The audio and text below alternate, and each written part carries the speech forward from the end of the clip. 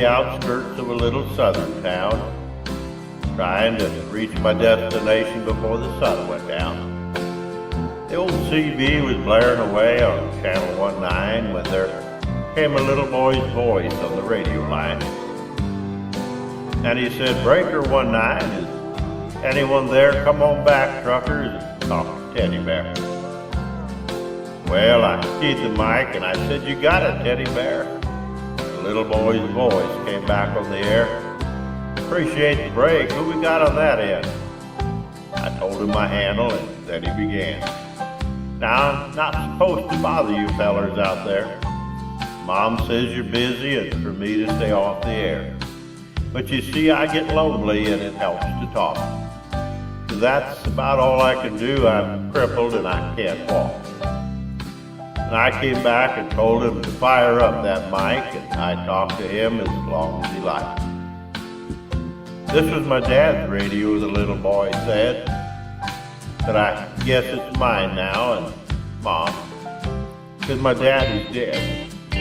Dad had a wreck about a month ago, and he was trying to get home in a blinding snow, and Mom has to work now to make ends meet, and I'm not much help with my two crippled feet.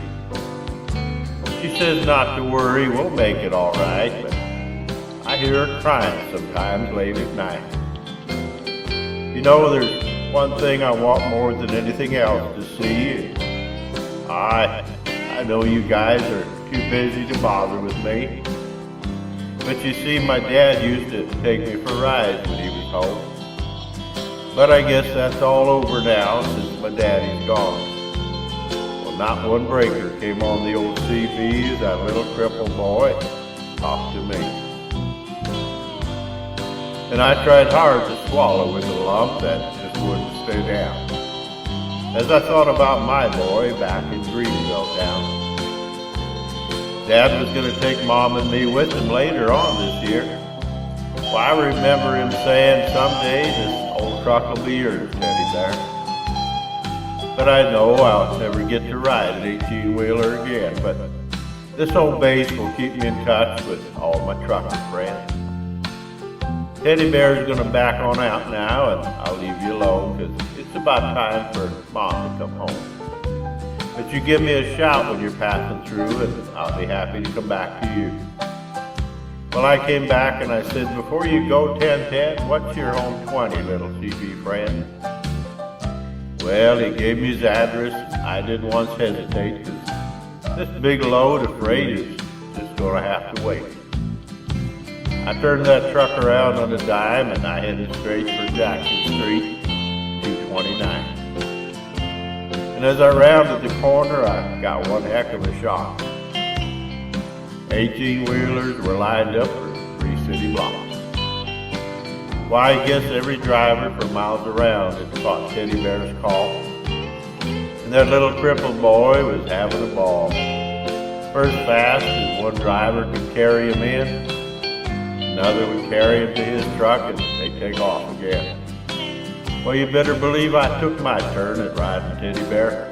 And then I carried him back in and put him down in his chair, and buddy, if I never lived to see happiness again, I want you to know I saw it that day in the face of that little man. We took up a collection for him before his mama got home, and each driver said goodbye, and then they were all gone. He shook my hand with a mile-long grin and said, "So long, trucker, I'll catch you again." Well, I hit that interstate with tears in my eyes. I turned on the radio and I got another surprise.